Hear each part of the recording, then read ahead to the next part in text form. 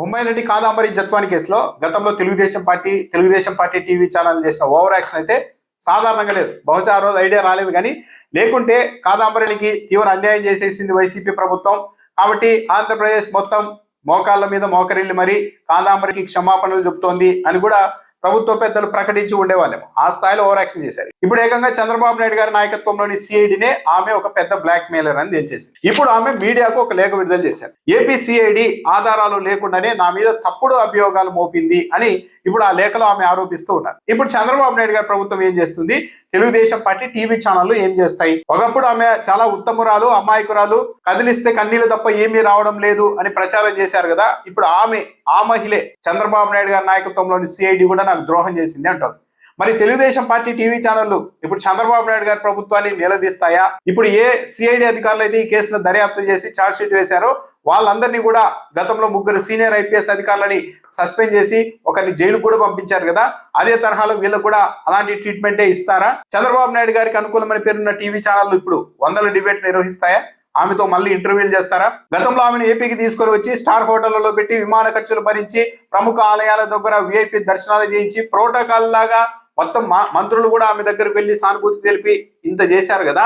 ఇప్పుడు అదే మహిళ చంద్రబాబు నాయుడు గారి నాయకత్వంలోని సిఐడి కూడా నాకు ద్రోహం చేసింది అని చెప్తున్నారు. మరి దీనికి ఏం సమాధానం చెప్తుంది చంద్రబాబు నాయుడు గారి ప్రభుత్వం? వాస్తవం ఏంటంటే ఈమె ఉత్తమరాలు, ఈమె అమాయకురాలు, వాళ్ళే తప్పుడు కేసులు పెట్టారు. వైసీపీ ప్రభుత్వ హయాంలో విద్యాసాగర్ ఇచ్చిన కేసే తప్పుడు కేసు అని వాదించారు. కానీ ఆ రోజు ఒక తెలుగుదేశం పార్టీ టీవీ ఛానళ్లు ఆ చర్చా కార్యక్రమాల్లో డిబేట్లు నిర్వహించే వ్యక్తులు తప్ప, చంద్రబాబు నాయుడు గారు టీడీపీ నేతలు తప్ప మిగిలిన సమాజానికి అంతా అర్థమైంది. కానీ ఒక మహిళ కాబట్టి డైరెక్ట్ గా బయటికి మాట్లాడడానికి చాలా మంది చెక్కారు. హైకోర్టుకు వెళ్ళారు ఈ కేసులో. పిఎస్ఆర్ ఆంజనేయులు గారిని అరెస్ట్ చేస్తే ఆయన బెయిల్ కోసం హైకోర్టుకు వెళ్తే అప్పుడు ఆర్గ్యుమెంట్ సందర్భంగా హైకోర్టు ఏం చెప్పిందో తెలుసా? ఆ రోజు అసలు ఇదేమైనా రాజీవ్ గాంధీ హత్య కేసు అనుకుంటున్నారా, ఎందుకు ఇంత ఓవర్ చేస్తున్నారని మాట్లాడింది. దాంతోపాటు ఆమె మీద విద్యాసాగర్ రావు ఇచ్చిన కేసు తప్పుడు కేసు అని ఆ రోజు పోలీసులు వాదించారు. ఏదో ఆ రోజు అదే ఈ సిఐడి ఈ రోజు మాత్రం లేదు, విద్యాసాగర్ ఇచ్చిన ఫిర్యాదులో వాస్తవాలు ఉన్నాయి, ఆమె ఒక బ్లాక్ మెయిలర్ అని చెప్పారు. ఆ రోజే విద్యాసాగర్ అన్ని ఆధారాలు కూడా చూపించారు.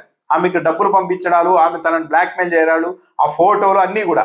కానీ ఆ రోజు వైసీపీని టార్గెట్ చేయాలి, 3 సీనియర్ ఐపీఎస్ అధికారుల మీద కక్ష కట్టి వాళ్ళ మీద కక్ష తీర్చుకోవాలి. కాబట్టి ఆ రోజు మాత్రం ఇదే పోలీసులు, ఏపీ పోలీసులు ఆమె మంచి వ్యక్తి, విద్యాసాగర్ రావు ఇచ్చిన ఫిర్యాదే తప్పుడు ఫిర్యాదు అని హైకోర్టు దగ్గర చెప్తే స్వయంగా హైకోర్టు వ్యాఖ్యానించింది. విద్యాసాగర్ రావు ఇచ్చిన ఫిర్యాదు తప్పుడు ఫిర్యాదు అని మీరు ఎలా చెప్తారు, దర్యాప్తు కూడా పూర్తి కాకముందే అని పోలీసుల్ని హైకోర్టు ప్రశ్నించింది. ఇదేమన్నా రాజీవ్ గాంధీ హత్య కేసు అనుకుంటున్నారా, ఇంత చేస్తున్నారని మాట్లాడారు. దాంతోపాటు ఒక కేసులో ఫిర్యాదు వస్తే ఆ ఫిర్యాదు ఆధారంగా కేసు నమోదు చేసిన పోలీస్ అధికారులపైనే, అందులోని సీనియర్ ఐపీఎస్ అధికారుల మీద కూడా ఇలా కేసులు పెట్టుకుంటూ వెళ్తే దీనికి అంతం అంటూ ఎక్కడైనా ఉంటుందా అని కూడా ఆ రోజు హైకోర్టు ప్రశ్నించింది. అంటే హైకోర్టు కూడా ఆ రోజు పసిగట్టింది ఇండైరెక్ట్ గా ఇదంతా ఎవరిని ఉద్దేశించి ఎవరో చెప్పారని కూడా చేస్తున్నారని ఆ రోజు వ్యాఖ్యానించింది. అంటే ఒక ఉద్దేశంతో కావాలని కక్షపూరితంగా చేస్తున్నారని ఆ రోజే హైకోర్టు కూడా గుర్తించింది. ఆ రోజు మాత్రం ఇదే పోలీసులు ఆమె మంచి వ్యక్తి, విద్యాసాగర్ రావే తప్పుడు కేసు పెట్టారని చెప్పారు. తీరా ఈ రోజు పక్క ఆధారాలు ఉండడంతో ఇంకేమీ చేయలేని పరిస్థితుల్లో సిఐడినే ఆమె ఒక బ్లాక్ మెయిలర్ అని తేల్చేసింది. ఇప్పుడు ఆమె నేను బ్లాక్ మెయిలర్ కాదు అంటున్నారు. తెలుగుదేశం పార్టీ మీడియా గతంలో ఓవర్గా అంటే శృతి మించి ఇప్పుడు ఏదైనా ఒక ఇన్సిడెంట్ జరిగిందంటే అవతల వైపు వాళ్ళ ఆర్గ్యుమెంట్ ఇది, యువతల వాళ్ళ ఆర్గ్యుమెంట్ ఇది, పోలీసులు ఇలా చెప్తున్నారు, కోర్టుల్లో ఇలా జరిగిందని చెప్పాలి. కానీ ఆ రోజు తెలుగుదేశం పార్టీ టీవీ ఛానల్ ఆ పని చేయలేదు.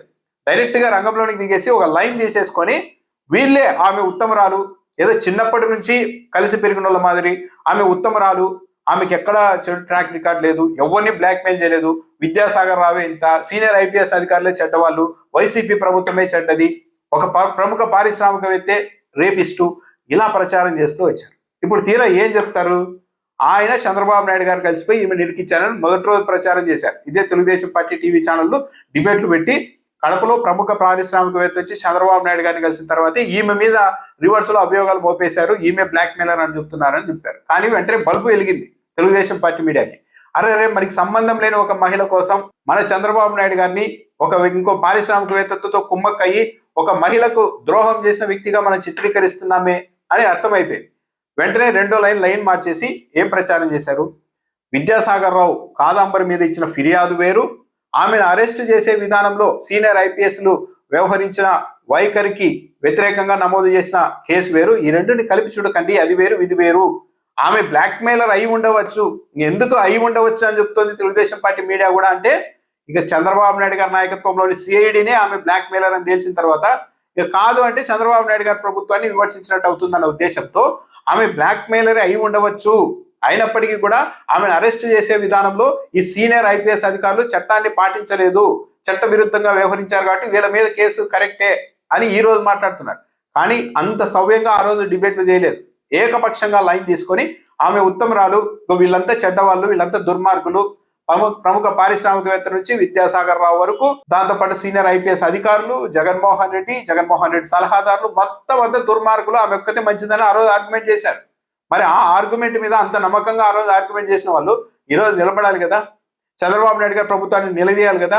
అంత ఉత్తమురాలైన మహిళ మీద బ్లాక్ మెయిలర్ గా మీరు ఎలా ముద్ర వేస్తారు అని చంద్రబాబు నాయుడు గారిని ఏపీసీఐడిని ప్రశ్నించాలి కదా, ప్రశ్నించడం లేదు. కాదాంబరి నత్వాని ఒక మహిళ కాబట్టి, మహిళకు అన్యాయం అనగానే సమాజం మొత్తం ఆమె వైపే సానుభూతితో చూస్తుంది కాబట్టి, దానికి తోడు మన చేతుల్లో కావాల్సినంత మీడియా ఉంది కాబట్టి డే 1 నుంచే ఆమె ఉత్తమరాలు, అవతల వాళ్ళు దుర్మార్గులు అన్న ప్రచారం బాగా తీసుకెళ్తే సమాజం మొత్తం ఇటువైపు వచ్చేసి వైసీపీ వాళ్ళ మీద సమాజం విరుచుకుపడుతుంది అన్న ఒక ప్లాన్ తో పక్కాగానే ఒక మోడస్ ఆపరెండి లాగా దీన్ని తయారు చేసి ముందుకు నడిపించారు. ఇప్పుడు తీరా అవసరం తిరిగిన తర్వాత ఇప్పుడు కాదాంబరి చంద్రబాబు నాయుడు గారి ప్రభుత్వం మీద ఒపీనియన్ తీసుకోవాలి, మీరు ఎలా ఫీల్ అవుతున్నారని. ఆ రోజు విఐపి లాగా విమానంలో తీసుకొచ్చి స్టార్ హోటల్లో పెట్టి విఐపి దర్శనాలు చేయించి ఇప్పుడు ఆమె బ్లాక్ మెయిలర్ అని అదే ప్రభుత్వం అదే పోలీసులు చెప్తూ ఉన్నారు. అంటే దీని మీద చంద్రబాబు నాయుడు గారి ప్రభుత్వాన్ని, చంద్రబాబు నాయుడు గారి ప్రభుత్వ వ్యవహార శైలిని మీరు ఏ విధంగా చూస్తూ ఉన్నారు అని ఒకసారి కాదాంబరిని అడగాలి. ఇంకోసారి ఏమైనా తెలుగుదేశం పార్టీ పెద్దలు లేదు ఈసారి పక్కాగా చేద్దాం మళ్ళీ రండి అంటే ఏపీకి వస్తారో లేదో కూడా కనుక్కోవాలి.